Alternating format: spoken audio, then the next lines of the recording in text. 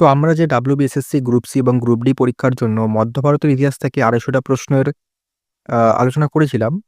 তার পার্ট 1 আলোচনা করেছি অলরেডি। আজকে তার পার্ট 2 অর্থাৎ আজকে আমরা ১২৫ পর্যন্ত আলোচনা করেছিলাম পার্ট 1 এ। আজকে আমরা ১২৬ থেকে বাকি যেই প্রশ্নগুলো রয়েছে মানে ২৫০ পর্যন্ত সেটা আজকের ক্লাসে পুরো কমপ্লিট করব। তাহলে আমাদের মধ্য ভারতের ইতিহাসটাও কিন্তু কমপ্লিট হয়ে যাবে।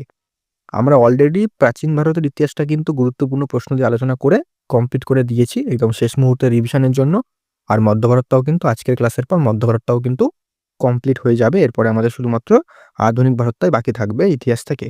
আর এই ক্লাসগুলো কিন্তু যারা নতুন তাদের বলি, তোমরা কিন্তু ১ম ক্লাসটা অবশ্যই দেখো। আর পার্ট 2 যারা দেখছো আবারও তোমাদের বলে দিই, এগুলো ওয়ান লাইনার প্রশ্ন আমি কুইক রিভিশন করাচ্ছি। যেহেতু পরীক্ষার সামনে সেক্ষেত্রে আমি একটা প্রশ্ন ৪ টে অপশন বলব, তারপরে উত্তর বলব। সেটাতে অনেকটা দেরি হয়ে যাবে। তাই অনেকটা মানে টাইম লাগবে আরকি। ১ ঘন্টা ১.৫ ঘন্টা লাগবে। আমি চাই না তোমরা একটা পার্টিকুলার টপিকের জন্য আ এত টাইম দাও। তোমরা ভারতে তোমরা যেকোনো বই আছে বা তোমাদের নোটস আছে, তো সেখান থেকে পড়তে পারো বা আমাদের যে নোটস সেগুলো তোমরা নিতে পারো। বলছি আমি ক্লাসের মাধ্যমে জানতে পারবে। আর এই ক্লাসের পিডিএফটা তোমরা কি করে পাবে? যারা জানো তারা অবশ্যই জানো। আর যারা জানো না তারা ক্লাসটা পুরোটা দেখো, তাহলে বুঝতে পারবে যে পিডিএফটা তোমরা কি করে সংগ্রহ করতে পারবে। পরিষ্কার? সম্পূর্ণ ফ্রিতে এই পিডিএফটা দেবো তোমাদের। আর তোমরা অবশ্যই কিন্তু প্রাচীন ভারতে যেই গুরুত্বপূর্ণ ২০০ টা প্রশ্ন আলোচনা করেছি, সেগুলো কিন্তু দেখে আসো। তার লিঙ্ক ডেসক্রিপশনে রয়েছে। আর অন্যান্য সাবজেক্ট থেকেও কিন্তু আমি এভাবেই আলোচনা করে দেব। পরিষ্কার? আর এই ক্লাসগুলো কিন্তু একদম শেষ মুহূর্তের রিভিশনের জন্য খুবই গুরুত্বপূর্ণ, খুবই হেল্পফুল। তোমাদের পড়া হয়ে গেছে, শেষ মুহূর্তে রিভিশন করতে চাচ্ছ, এই ক্লাসগুলো একবার দেখে নাও, তোমাদের কিন্তু পুরোটা রিভিশন হয়ে যাবে। পরিষ্কার? এগুলো কিন্তু খুব গুরুত্বপূর্ণ ক্লাস। তাছাড়া আমি ইতিহাসের গুরুত্বপূর্ণ যে সমস্ত চ্যাপ্টারগুলো রয়েছে যেখান থেকে প্রশ্ন বেশি, বেশি আসে, সেগুলো কিন্তু আমি প্রশ্নের মাধ্যমে তথ্যর মাধ্যমে পুরোটা কভার করিয়েছি। সেই ক্লাসগুলো দেখলেও তার লিঙ্ক ডেসক্রিপশনে পেয়ে যাবে। পরিষ্কার? আর 1000 প্লাস স্ট্র্যাটেজিকের কিন্তু সিরিজটা তোমরা দেখে নিতে পারো। তো শুরু করছি আজকের ক্লাস। বেশি কথা বাড়াচ্ছি না। দেখো পার্ট 2 আজকে। বাকি পার্টগুলো তোমাদের বলবো অবশ্যই দেখো। তো ১ম এ আমরা আলোচনা করব ১২৬। আগেরবার ১২৫ পর্যন্ত হয়েছিল। দেখো ১২৬ কি বলছে? শেরশাহের সেনাপতির নাম কি ছিল? উত্তর ব্রহ্মজিৎ গৌড়। ১২৭ আকবরের ১ম শিক্ষক কে ছিলেন? উত্তর আব্দুল লতিফ। ১২৮ আকবরের শাসনকালে দেওয়ানি আশরাফ কে ছিলেন? উত্তর তোদরমল। ১২৯ তবাকতি আকবরী কে রচনা করেন? উত্তর হবে নিজামুদ্দিন আহমেদ। আর ১৩০ মনসবদার কথার অর্থ কি? উত্তর পদমর্যাদা। ১৩১ মুঘল আমলে দহশালা ব্যবস্থা প্রবর্তন হয়। উত্তর হবে ১৫৮০ সালে। ১৩২ ফতেপুর সিক্রির প্রধান স্থপতি কে ছিলেন? এটা তোমরা নিচে কমেন্ট করে জানাও। পরবর্তী প্রশ্ন দেখি।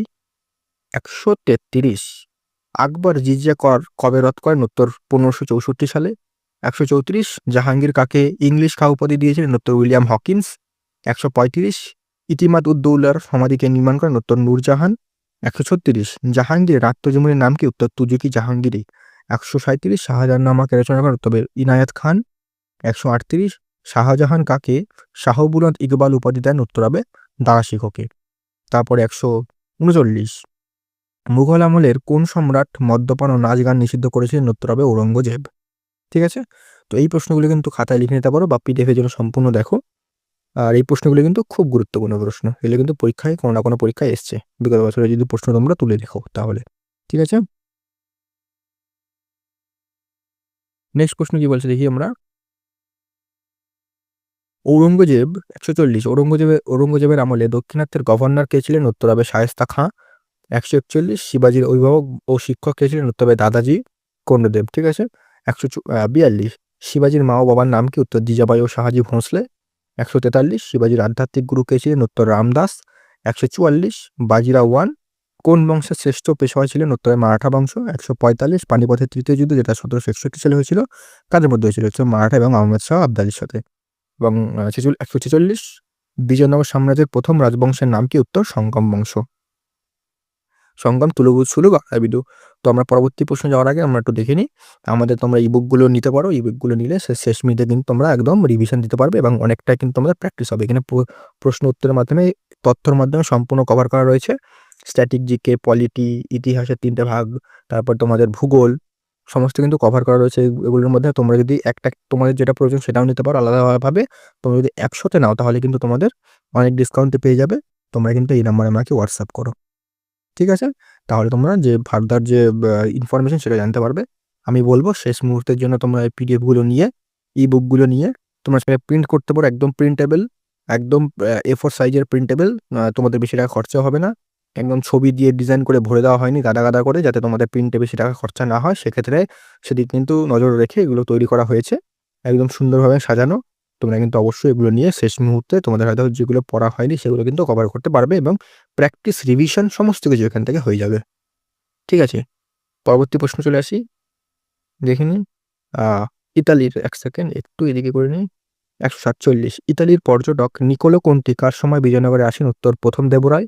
১৪৮, পারস্যের দূত আব্দুর রাজ্জাক কার সময় ভারতে আসেন? উত্তর হবে দ্বিতীয় দেবরায়।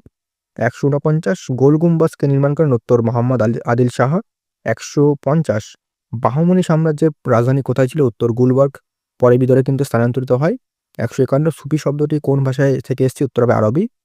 ১৫২, চিশতিয়া সম্প্রদায়ের প্রতিষ্ঠাতাকে? উত্তর হবে খাজা মঈনুদ্দিন চিশতি। ১৫৩, কাকে সুফি সন্ন্যাসীদের রাজপুত্র বলা হয়? উত্তর হবে দারা শিখোকে। পরবর্তী প্রশ্ন দেখি। ১৫৪, শিখদের দশম গুরুর নাম কি? উত্তর গুরু গোবিন্দ সিং। ১৫৫, খালসাকে প্রতিষ্ঠা করেন? উত্তর গুরু গোবিন্দ সিং। ১৫৬, আদিগ্রন্থ বা গুরু গ্রন্থ সাহেবকে সংকলন করেন? উত্তর গুরু অর্জুন দেব। ১৫৭, শিখদের পবিত্র ধর্মগ্রন্থের নাম কি? উত্তর গুরু গ্রন্থ সাহেব। ১৫৮, বৈষ্ণব ধর্মের প্রচারক শ্রী চৈতন্যদেবের জন্ম কোথায়? উত্তর নবদ্বীপ, ১৪৮৬ সালে। ১৫৯, কবিরের দোহা কোন গ্রন্থে সংকলিত আছে? উত্তর বীজক। ১৬০, মীরাবাই কোন রাজপুত রাজ্যের রাজকুমারী ছিলেন? উত্তর হবে মেওয়ার। প্রত্যেকটা প্রশ্ন কিন্তু গুরুত্বপূর্ণ। নেক্সট প্রশ্ন দেখে নিই। নেক্সট প্রশ্ন কি বলছে? হ্যাঁ, ১৬১, বাংলার আকবর কাকে বলা হয়? উত্তর আলাউদ্দিন হোসেন শাহকে, খুব গুরুত্বপূর্ণ। ১৬২, রামচরিত কার রচনা? উত্তর সন্ধ্যাকার নন্দী। যদি বলে রামচরিত মানস কার রচনা, তাহলে কিন্তু তুলসীদাস। এখানে কিন্তু একটুখানি সাবধান হয়ে আমাদের করতে হবে। ১৬৪, শশাঙ্কের রাজধানী কোথায় ছিল? উত্তর কর্ণ সুবর্ণ, খুব গুরুত্বপূর্ণ পশ্চিমবঙ্গের পরীক্ষার দিক থেকে। ১৬৫, বিক্রমাদিত্য উপাধি কে নিয়েছিলেন? উত্তর দ্বিতীয় চন্দ্রগুপ্ত, তবে মধ্যযুগেও হিমুজ নিয়েছিলেন, এটা মনে রাখবে। ১৬৬, আল বেরুনি কার সাথে ভারতে এসেছেন? উত্তর হবে সুলতান মাহমুদ। ১৬৭, শাহনামা কাব্যের কার লেখা? উত্তর হবে ফিরদৌসি, এটা মনে রাখবে। নেক্সট প্রশ্ন দেখি। ১৬৮, দিল্লির রাজবংশের শেষ সুলতান কে ছিলেন? উত্তর কায়কবাদ। ১৬৯, কুতুবুল ইসলাম মসজিদকে নির্মাণ করেন? উত্তর কুতুবুদ্দিন আইবক। ১৭০, ১৭১, ১৭০ প্রশ্নটা হাটিয়ে দিয়েছি কারণ এটা অতটা গুরুত্বপূর্ণ নয় তার জন্য। ১৭১, কে নিজেকে খলিফার প্রতিনিধি বলতেন? উত্তর ইলতুৎমিশ। তারপরে হচ্ছে ১৭২, গিয়াসউদ্দিন বলবন কোন বার্ষিক উৎসব শুরু করেন? উত্তর নওরাজ। এই প্রশ্নটা আগেও ছিল। ১৭৩, আলাউদ্দিন খলজির জামানায় করের হার কত ছিল? উত্তর উৎপাদনের অর্ধেক, অর্থাৎ 50%। ১৭৪, মালিক কাফুর কে ছিলেন? উত্তর আলাউদ্দিন খলজির কোনো কেনা দক্ষিণাত্যের বিজেতা কৃতদাস। দক্ষিণাত্যে নিয়েছিলেন, আগের প্রশ্ন বলেছিলাম। ১,০০০ টাকা দিয়ে কিনেছিলেন বলেন, মানে ১,০০০ দিনার দিয়ে কিনেছিলেন বলে ১,০০০ দিনারির নাম ছিল। তারপরে হচ্ছে একটু বড় করি, ১৭৫। ১৭৫, জালালউদ্দিন খলজিকে কে হত্যা করেন? উত্তর আলাউদ্দিন খলজি। ১৭৬, গিয়াসউদ্দিন তুগলক কোন বাঁধ তৈরি করেছিলেন? উত্তর তুগলকাবাদ। এখানে কিন্তু একটু সমস্যা রয়েছে, টাইপিং হয়তো মিস্টেক রয়েছে, তোমরা একটু ঠিক করে নেবে একটুখানি, আর দু একটা টাইপিং ভুল হয় টাইপ করলে। যাই হোক, একটু তোমরা ঠিক করে নেবে, কোনো সমস্যা নেই। তারপরে হচ্ছে আমাদের ১৭৭, ভারতের কোন সুলতান প্রথম সেচ কাজের জন্য খাল কাটেন? উত্তর গিয়াসউদ্দিন তুগলক। ১৭৮, কাকে অভাগা রাজপুত্র বলা হয়? উত্তর মোহাম্মদ বিন তুগলক। ১৭৯, ভারতের প্রথম হাসপাতাল ও চ্যারিটেবল ট্রাস্ট কে গড়েন? উত্তর ফিরোজ শাহ তুগলক। ১৮০, দিল্লির কোন সুলতান বেকারদের কর্মসংস্থানের জন্য অফিস করেন? উত্তর ফিরোজ শাহ তুগলক। ১৮১, তারিখি ফিরোজ শাহী কার লেখা? উত্তর জিয়াউদ্দিন বারানি। পরবর্তী প্রশ্ন দেখিনি আমরা, একটু ছোট করে নিই। ১৮২, লোদি বংশের রাজা দাগ আদতে কোথাকার মানুষ ছিলেন? উত্তর আফগান। ১৮৩, গজি সিকান্দানি নামক পরিমাপ পদ্ধতিকে শুরু করেন? উত্তর সিকান্দার লোদি। ১৮৮, মোগলরা আসলে কাদের বংশধর ছিলেন? উত্তর বাবর ছিলেন পিতৃপক্ষে তৈমুরলং এবং মাতৃপক্ষে চেঙ্গিজ খাঁ। ১৮৫, পাতশাহ উপাধি বাবর কবে গ্রহণ করেন? উত্তর ১৫০৭ সালে কাবুলে। ১৮৮, বাবরের আত্মজীবনীর নাম কি? উত্তর তুজুকি বাবরি। ১৮৮, কর্ণজিৎ যুদ্ধ হয়েছিল? উত্তর ১৫৪০। ১৮৮, শেরশাহ সমাধি কোথায়? উত্তর হবে সাসারাম বিহারে। পরবর্তী প্রশ্নগুলো দেখে নিই আমরা। ১৮৯, শেরশাহ প্রবর্তিত ঘোড়ার মাধ্যমে ডাক ব্যবস্থার নাম কি? উত্তর হবে ডাকচৌকি। ১৯০, আকবর কবে জন্মগ্রহণ করেন? উত্তর ১৫৪২। ১৯১, বৈরাম খাঁ আকবর কোন উপাধি দিয়েছিলেন? উত্তর হবে খান-ই-খানা। 192 দিন ইলাহি প্রবর্তন গ্রহণকারী একমাত্র হিন্দু ছিলেন উত্তর বীরবল। 193 তানসেনের প্রকৃত নাম কি? উত্তর হবে রামতনু পান্ডে। 194 ফতেপুর সিক্রিকে প্রতিষ্ঠা করেন উত্তর আকবর। 195 ফতেপুর সিক্রিতে অবস্থিত বিখ্যাত সুফি সাধকের নাম কি? উত্তর হবে শেখ সেলিম চিশতি। 196 যাবতীয়তা কার সময় জনপ্রিয় হয়? উত্তর আকবর। 197 জাহাঙ্গীরের আসল নাম কি ছিল? উত্তর সেলিম। 198 তামাক সেবন নিষিদ্ধ করেছিলেন কোন মুঘল সম্রাট? উত্তর জাহাঙ্গীর। 199 কোন শিখ গুরুকে জাহাঙ্গীর হত্যা করেন? উত্তর গুরু অর্জুন দেব। 200 চলে আসলাম আমরা 200 নম্বর প্রশ্নতে। ময়ূর সিংহাসন কে লুণ্ঠন করেন? উত্তর নাদির শাহ। 201 শাহজাহানের বড় ছেলের নাম কি? উত্তর দারা শিখো। 202 ঔরঙ্গজেব আলমগীর উপাধি নিয়ে কবে সিংহাসনে বসেন? উত্তর 1698 98 বলছি 1658 খ্রিস্টাব্দে। পরবর্তী দেখি আর 50টা আমাদের বাকি। 203 ঔরঙ্গজেব কোন ধর্মাবলম্বী ছিলেন? উত্তর হবে সুন্নি মুসলিম। 204 কোন মুঘল সম্রাট সবচেয়ে বেশি হিন্দু মানসবদার নিয়েছিলেন? উত্তর হবে ঔরঙ্গজেব করেছিলেন, মানসবদার নিয়োগ করেছিলেন। উত্তর হবে ঔরঙ্গজেব। 205 যদি এই প্রশ্নটা অতটা গুরুত্বপূর্ণ নয়, এই পরীক্ষায় আসবে না। 205 মুঘল আমলে ওয়াকিয়া নবিস কারা ছিলেন? উত্তর হবে সংবাদ লেখক। 206 মুতাসিফ বদারি কে তৈরি করেন? উত্তর হবে ঔরঙ্গজেব। 207 শিবাজির মন্ত্রী পরিষদের প্রধানকে কি বলা হতো? উত্তর হবে পেশোয়া, এটা খুব গুরুত্বপূর্ণ। 208 মারাঠা শক্তির দ্বিতীয় প্রতিষ্ঠাতা কাকে বলা হয়? উত্তর প্রথম বাজিরাও। 209 পুরন্দরের যুদ্ধ কবে হয়? উত্তর হবে 1665 সালে। ঠিক আছে, তারপরে হচ্ছে 210 শিবাজির রাজধানীর নাম কি ছিল? উত্তর রায়গড়। তারপরে 211 বিজয়নগর সাম্রাজ্যের ধ্বংসাবশেষ কোথায় পাওয়া যায়? উত্তর হাম্পি কর্ণাটক।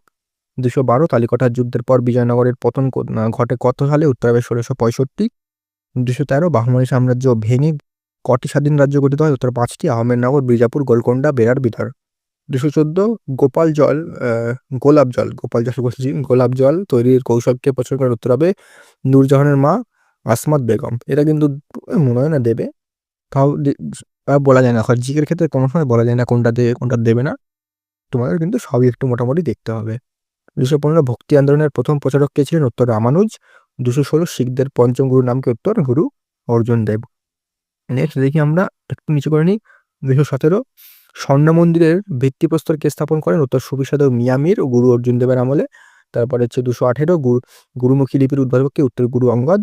219 কাকে শেরি বাংলা উপাধি দেওয়া হয়? উত্তর হবে এ কে ফজলুল হক, তবে মধ্যযুগের শেষ শাহকে বাংলার বাঘ বলা হতো, এটা মাথায় রাখবে।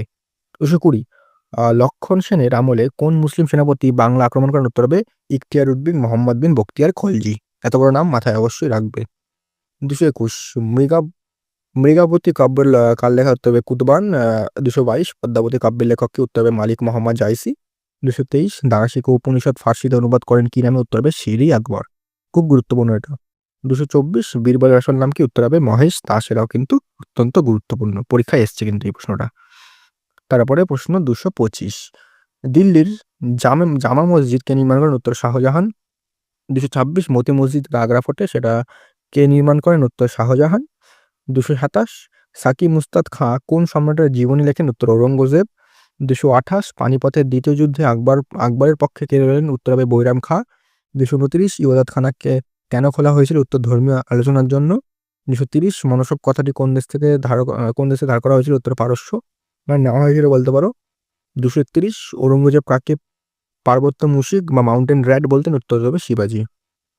তারপর হচ্ছে 232 মারাঠা রাজনীতি ও কূটনীতির ম্যাকিয়াভেলি কাকে বলা হয়? উত্তর নানা ফাডনাভিস। 233 শিবাজি নৌবাহিনীর প্রধান কেন্দ্র কোথায় ছিল? উত্তর কোলাবা। 234 খালসা কবে প্রতিষ্ঠিত হয়? উত্তর 1699। 235 লৌহগড় দুর্গ কে নির্মাণ করেন? উত্তর গুরু গোবিন্দ সিং।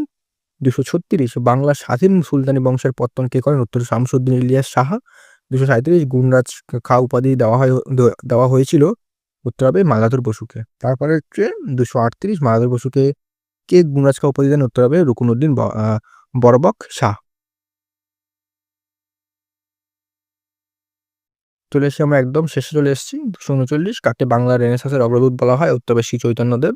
240 মুঘল আমলে বীরবল, এটা কিন্তু মধ্যযুগে হবে রেনেসাঁস যেটা বললাম। মুঘল আমলে বীরবল কোন বিষয়ে দায়িত্ব ছিলেন? উত্তর হবে ন্যায় বিচার বা বিচার বিভাগ। 241 দক্ষিণাত্য ঔরঙ্গজেব কত বছর কাটিয়েছিলেন? উত্তর 25 বছর। 242 কোন মুঘল সম্রাট চিত্রশিল্পের সবচেয়ে বড় পৃষ্ঠপোষক ছিলেন? উত্তর জাহাঙ্গীর। 243 উস্তাদ মনসুর কার আমলে বিখ্যাত চিত্রশিল্পী ছিলেন? উত্তর জাহাঙ্গীর। 244 শাহজাহান কবে সিংহাসনে বসেন? উত্তর 1628। 245 মৌর সিংহাসনের শিল্পী কে ছিলেন? উত্তর বেবাদল খাঁ। ঠিক আছে? তারপরে আমাদের একদম শেষে চলে এসেছি। আর মাত্র 4টে প্রশ্ন, 5টা প্রশ্ন। 246 ঔরঙ্গজেব গোলকোন্ড দখল করেন কবে? উত্তর 1687 সালে। 247 নাদির শাহ কত ধনসম্পদ ভারত থেকে নিয়েছিল? উত্তর প্রায় 70 কোটি টাকা ও মৌর সিংহাসন। 248 মুঘল সাম্রাজ্যের পতনের জন্য দায়ী কোন সম্রাট? উত্তর ঔরঙ্গজেব, মূলত রক্ষণশীল নীতির জন্য। 249 মুঘল আমলে জেলাকে কি বলা হতো? উত্তর সরকার।